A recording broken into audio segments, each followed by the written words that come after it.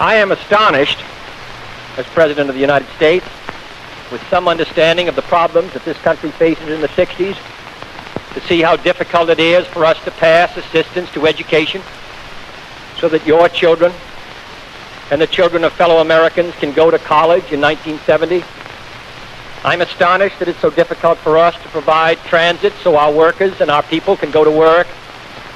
I'm astonished that it's so difficult for us to provide in the 1960s assistance for our youth who are out of work, who are pouring into our labor market. The fact of the matter is that the problems are not so dangerous as they were in the 1960s, but they're still with us. I don't think that any American can be satisfied to find in McDowell County in West Virginia 25% of the people of that county out of work, not for 6 weeks or 12 weeks, but for a year, 2, 3, or 4 years.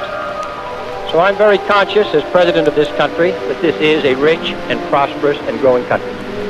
But I do think that we have an obligation to those who have not shared in that prosperity, those who may find fault with the American labor movement today in the United States, as they find fault with so many things in this country, need only look abroad, in Latin America, in Europe, in all parts of the world, and see labor unions controlled either by the communists or by the government or no labor union. And when they find either one of those three conditions, they find inevitably poverty or totalitarianism. And therefore, I think it's a fair judgment to make that a free, active, progressive trade union movement stands for a free, active, progressive country. And that's the kind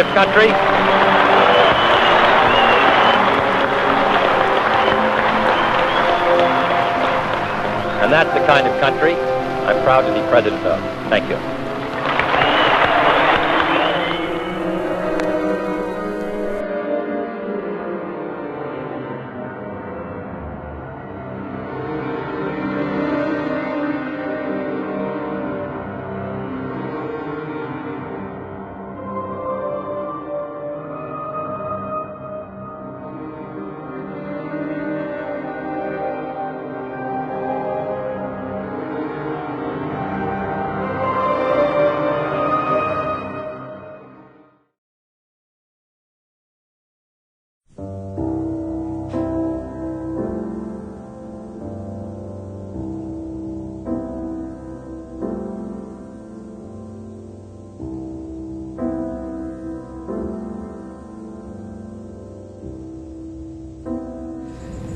This morning at 7 a.m., the union representing those who man America's air traffic control facilities called a strike.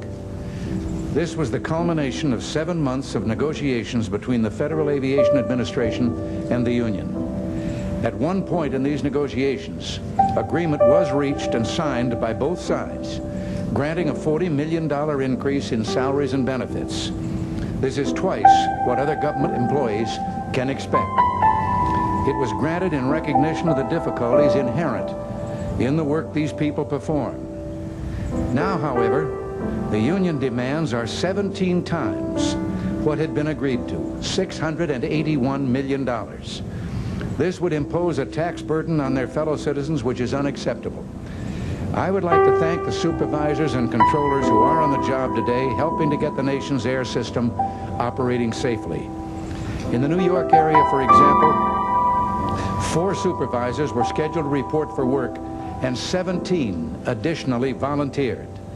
At National Airport, a traffic controller told a news person he had resigned from the union and reported to work because, quote, "How can I ask my kids to obey the law if I don't?"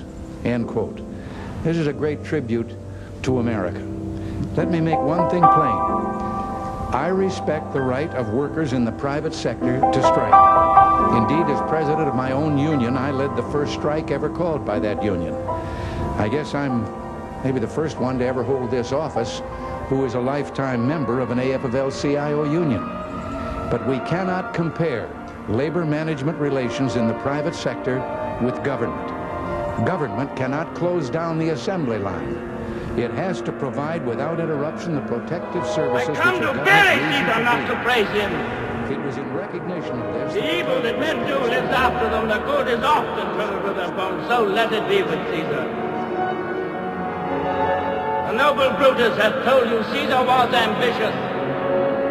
If it was so, it was a grievous fault, and grievously had Caesar answered it. Here on the leave of Brutus and the rest, for Brutus is an honorable man. So are they all honorable men. Come I to speak in Caesar's funeral. He was my friend, faithful and just to me. But Brutus says he was ambitious. Brutus is an honorable man. He has brought many captives home to Rome, whose ransoms in the general coffers filled, and this will Caesar seem ambitious. When did the poor have cried, Caesar hath wept? Ambition would be made of sterner stuff. Yet Brutus says he was ambitious, and Brutus is an honorable man. You all did see that on the Lupercal I thrice presented him a kingly crown, which he did thrice refuse. Was this ambition? Yet Brutus says he was ambitious, and sure he is an honorable man. I speak not to disprove what Brutus spoke, but here I am to speak what I do know. You only love him once, not without cause. What cause would hold you then to mourn for him? Oh, judgment thou art led to Brutus' feet, and men have lost their reason.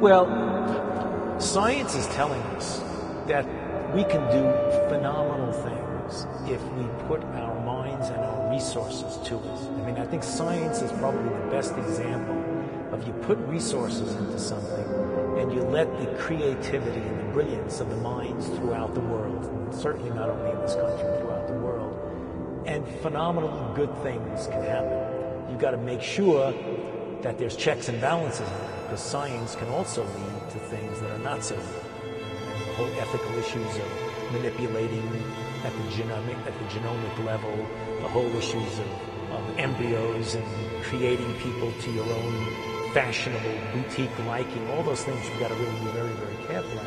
But science at its most pure, where you're looking for discovery and you're going to use discovery for the betterment of mankind, I think science stands out among some of the most important endeavors that the humankind can pursue.